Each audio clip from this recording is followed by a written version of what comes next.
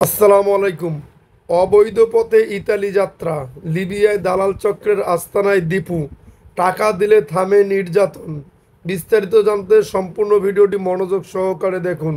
কেন লিবিয়ায় মাফিয়ার আস্তানায় নিয়মিত দীপু মিয়াকে নির্যাতন করা হয়। মুক্তিপণের জন্য টাকা দিলে থামে নির্যাতন। এবং আমাদের চ্যানেলটি সাবস্ক্রাইব করে পাশে থাকা বেল বাটনটি অন করে রাখবেন পরবর্তী ভিডিওর জন্য। লিবিয়া হয়ে সাগর পথে ইতালি পৌঁছে দেওয়ার কথা বলে দীপু মিয়ার পরিবারের কাছ থেকে 9 লাখ টাকা নেন স্থানীয় এক দালাল।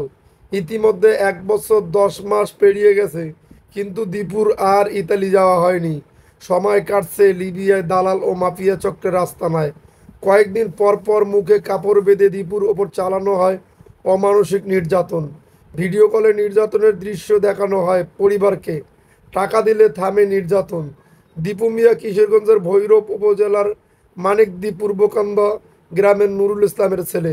স্বজনদের দাবি, ইতালি পৌঁছে দেওয়া এবং নির্যাতন থেকে রক্ষা পাওয়ার আশায় দালাল চক্র পরিবারের কাছ থেকে এখন পর্যন্ত 45 লাখ টাকা হাতিয়ে নিয়েছে। নতুন করে 25 লাখ টাকা চাওয়া হয়েছে, কিন্তু মেরে ফেললেও আর টাকা দেওয়া সম্ভব নয় বলে জানিয়েছেন তারা।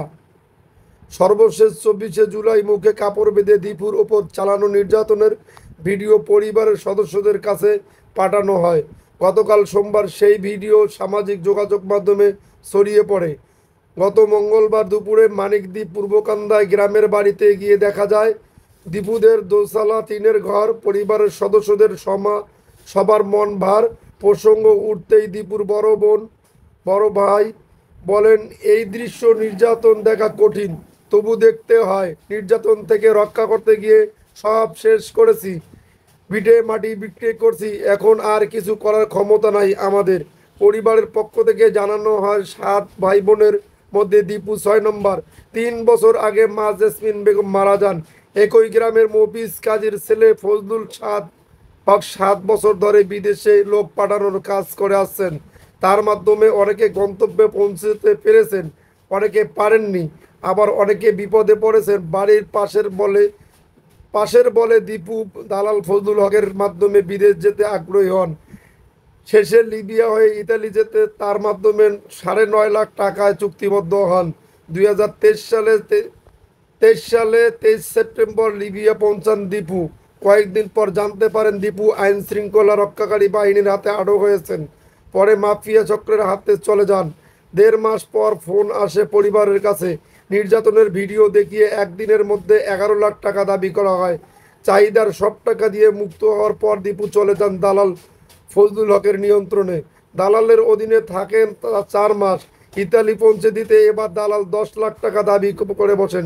দেওয়া হয় টাকা, নৌকা উঠানো হয়। কিছু দূর যাওয়ার পর বিপদ বুঝতে পেরে পেরিয়ে আনা হয়। এভাবে কেটে যায় আরও 4 মাস। দ্বিতীয়বারের পৌঁছে দেওয়ার কথা বলে 9 লাখ টাকা দাবি করা হয়। টাকা পাওয়ার পর দালাল দ্বিতীয়বার সাগর পথে পৌঁছে দিতে বোটে উঠান। আলবেনিয়ার কাছে যাওয়ার পর আবার এক চক্রের হাতে আটক হন দীপু। 5 লাখ টাকা দিয়ে ছাড়া পাওয়ার পর দীপুকে দালাল ফজলুল হক নিজের নিয়ন্ত্রণে রাখেন। 8 মাস টাকা চাননি, নির্যাতনের ভিডিও দেখানো হয়নি। চলতি বছরের 15 জুলাই দালাল ফজলুল 8.5 লাখ টাকা চান, কিন্তু পরিবারের সদস্যরা দিতে রাজি হননি। একদিন পর 16 জুলাই বাসা থেকে একটি চক্র এসে দীপুকে ধরে নিয়ে যায়। 24শে জুলাই থেকে নির্যাতনের ভিডিও দেখানো শুরু হয়। ভিডিও চালু রেখে মারা হয়। নির্যাতন বন্ধ ও ছাড়া পেতে 25 লাখ দিতে হবে, কিন্তু তাদের আর টাকা দেওয়ার সামর্থ্য নেই।